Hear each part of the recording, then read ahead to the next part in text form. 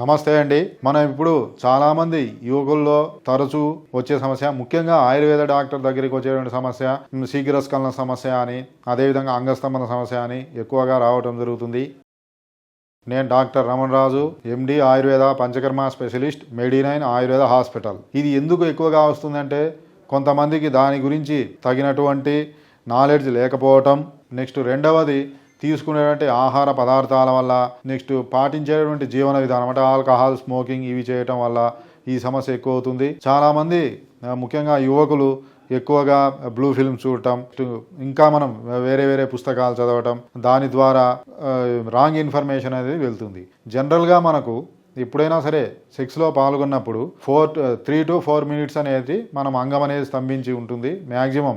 అందువల్లనే మనం సెక్స్లో మ్యారేజ్ అయిన వారు కూడా సెక్స్లో ఫస్ట్ 4 ప్లే చేయమంటారు. ఎందుకంటే 4 ప్లే చేయడం ద్వారా మనకు అంగ స్తంభనకు తగిన సమయం ఇస్తాం. స్ట్రోక్స్ ఇచ్చిన మొదలు 3 to 4 minutes వరకు అంగం అనేది స్తంభించి ఉంటుంది.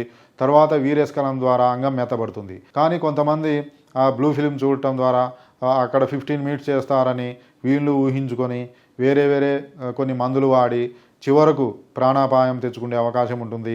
లేదు అంటే చివరకు పూర్తిగా నపుంసకత్వంగా మారేటువంటి అవకాశం ఉంటుంది. కాబట్టి దీన్ని మనం గుర్తించాలి. ఎవరికైనా సరే 3 to 4 minutes వరకు మన అంగం అనేది గట్టి ఉంటుంది. సరే, అంగం గట్టి పడకపోవటానికి, త్వరగా పడిపోవటానికి గల కారణాలు ఏంటి అంటే, ఒకటి హస్తప్రయోగం. హస్తప్రయోగం ఎక్కువగా అలవాటు ఉన్న వారికి ముఖ్యంగా ఈ శీఘ్రస్ఖలన సమస్య అనేది వస్తుంది. ఎందుకంటే మనకు జనరల్గా 3 to 4 minutes ఉండాలి అంగస్తంభనం, అంగం స్తంభించాలి కరెక్ట్గా. అంటే అట్ట కాకుండా హస్తప్రయోగం వల్ల 1 to 2 minutesలోనే మొత్తం అయిపోవటం ద్వారా మనం ఎవరికైతే ఎక్కువ కాలం నుంచి ఈ సమస్య ఉంటుందో హార్మోన్స్ అనేటి అలానే బైపాస్ అయిపోయి అవి శరీరంలో అలానే అలవాటైపోయి ఫాస్ట్గా మూవ్ కావటం ద్వారా మనకు అంగానికి తగిన రక్త సరఫరా జరగకపోవటం ద్వారా త్వరగా మనకు వీర్యస్ఖలనం అయిపోయే అవకాశం ఉంటుంది.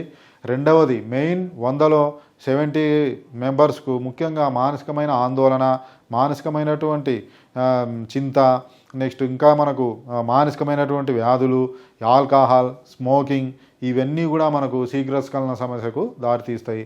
ఇంకా కొన్ని రకాల వ్యాధుల్లో కూడా షుగర్ వ్యాధి, అదేవిధంగా పార్కిన్సన్ లాంటి నరాలకు సంబంధించినటువంటి వ్యాధులు, అదేవిధంగా ప్రోస్టేట్ గ్రంథిలో సమస్యలు, ఇవన్నీ కూడా మనకు ఈ శీఘ్రస్ఖలన సమస్యకు తోడ్పడతాయి. మరి వీటిని ఎలా తగ్గించుకోవచ్చు? అంగస్తంభన సమస్య, శీఘ్రస్ఖలన సమస్య అంటే మనం గృహ చిట్కా ద్వారా కూడా కొంతవరకు తగ్గించుకోవచ్చు.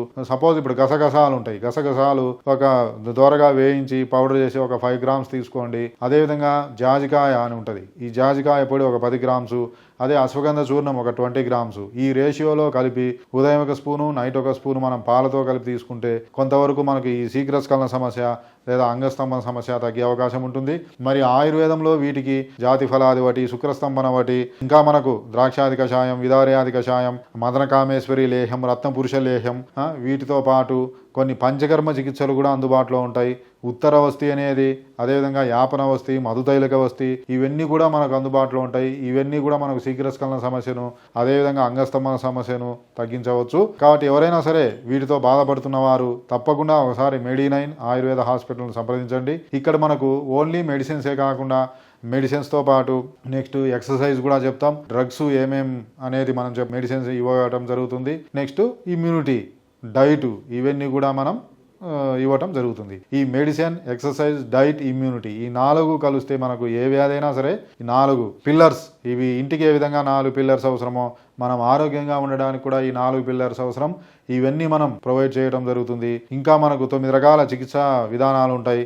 మనకు ఈ సమస్యకు ఏ వైద్య విధానంలో ఇంకా బాగుంటే అవన్నీ కూడా మనం ఇవ్వటం జరుగుతుంది. అన్ని వైద్య విధానాలలో ఏది అనుకూలంగా ఉంటే వ్యాధికి అవన్నీ కూడా మనం ప్రొవైడ్ చేయడం జరుగుతుంది. కాబట్టి మనకు ఈ మెడిసిన్స్ ద్వారా మరియు పంచకర్మ ట్రీట్మెంట్స్ ద్వారా అంగస్తంభన సమస్య, అదేవిధంగా శీఘ్రస్ఖలన సమస్య మనకు పూర్తిగా తగ్గుతుంది.